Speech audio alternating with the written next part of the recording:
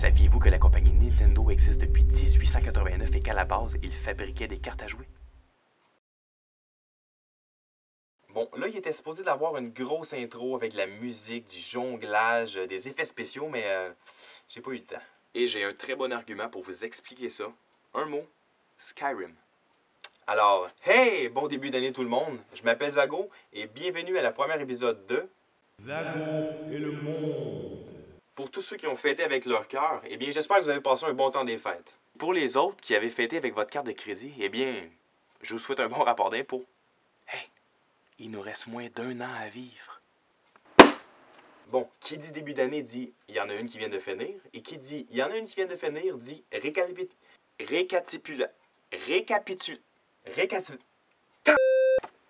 Au début, j'avais pensé faire un épisode spécial sur les meilleurs moments de Zago et le monde, mais... Alors, ce que je vous ai plutôt préparé, c'est un échantillon de mes coups de cœur de l'année 2011. Ça a de l'allure, ça. Musique. Alors, j'ouvre le bal à l'instant avec un top 5 de mes découvertes musicales de l'année 2011. Numéro 5. Bon, pour le numéro 5, c'est pas vraiment une découverte, mais on attendait un album de lui depuis longtemps. Et j'ai nommé François Pérusse et son album du peuple, tome 8. C'est quoi? T'aurais-tu aimé mieux Germaine la grenouille? D'ailleurs, saviez-vous que ça fait déjà 20 ans que François Pérusse a lancé son premier album du peuple? Numéro 4. La 4e position revient à un Suédois dont la voix brisée peut charmer autant que donner mal aux oreilles.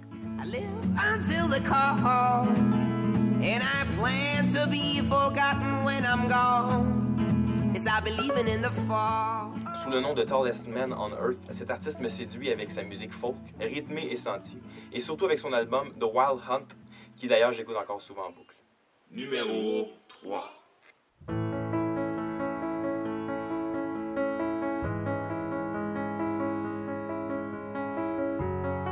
Ah, avec sa voix d'or, je décerne à la talentueuse Adele la 3e position. I heard that you're settled down. Ce que j'aime beaucoup d'Adele, c'est non seulement sa voix merveilleusement bien contrôlée, mais aussi sa mentalité face à la musique.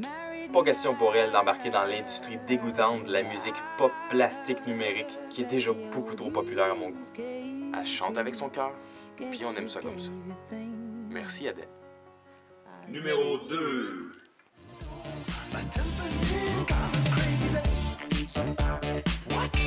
Vous entendez ça?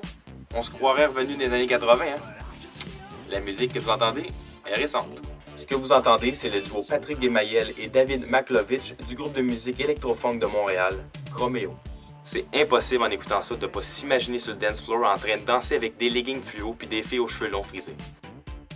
Ce qui est intéressant aussi avec Chromeo, c'est qu'il y en a un qui est arabe, l'autre est juif, et ils se proclament la seule collaboration musicale arabo-juive depuis le début des temps. C'est pas rien ça là. Bref, j'adore leur musique, alors c'est pour ça que je leur décerne la 2e place du palmarès. Numéro 1. Bon, pour le numéro 1, ceux qui me connaissent seront pas bien surpris de mon choix. C'est un groupe de Londres formé en 2007. Ils n'ont qu'un seul album à leur actif et ont déjà 2,5 millions de fans sur Facebook. Ils jouent de la guitare, du drum, du violon, de la contrebasse, du clavier, du banjo, de la trompette, de la mandoline et j'en passe. Ils sont venus au Centre Bell de Montréal le 27 octobre dernier et ils ont déjà joué aux Grammys Awards ainsi qu'avec Bob Dylan. Mesdames et messieurs, je vous présente Mumford & Sons.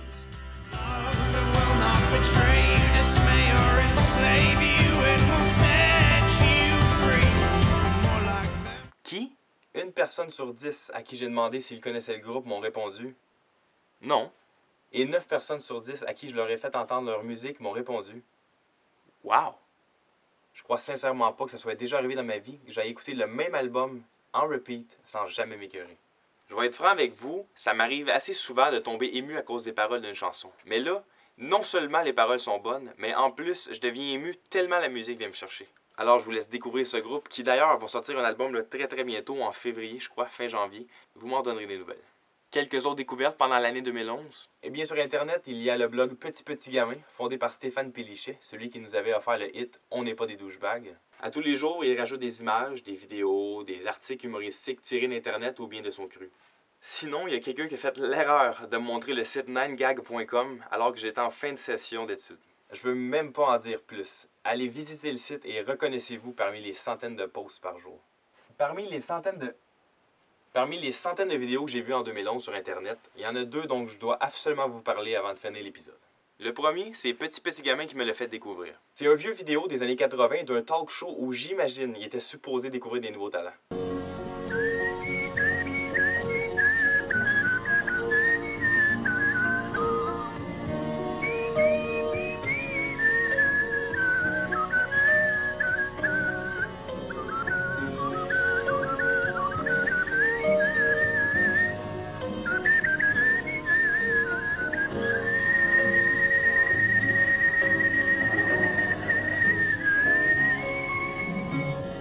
Est-ce qu'il y a quelqu'un qui a eu connaissance de sa très probable carrière après cette vidéo-là?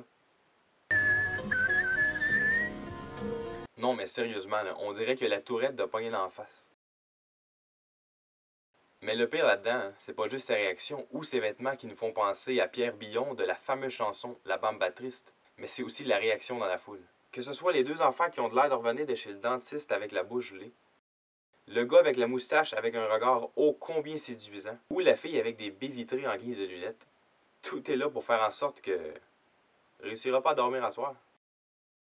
Et vous voulez savoir ce qui est encore plus drôle que cette vidéo-là? Cette vidéo-là, pas de son, au ralenti.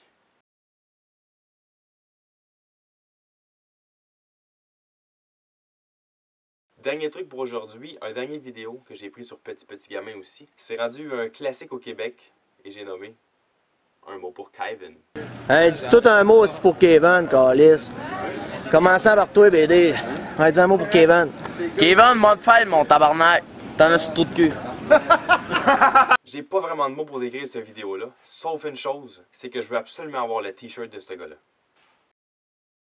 Il y a plusieurs remixes qui ont été faits sur Internet, surtout avec le premier gars avec la superbe dentition. Toi, un mot pour Kevin. Ah ouais, Kevin, si continue comme ça.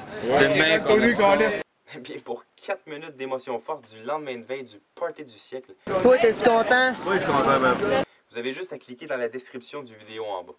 Alors voilà ce qui conclut la première capsule. Alors soyez au rendez-vous pour la prochaine capsule où je vais essayer d'être un peu plus drôle et d'un peu moins lire mon texte. Alors c'est Zago qui vous dit à la prochaine et surtout, soyez sages.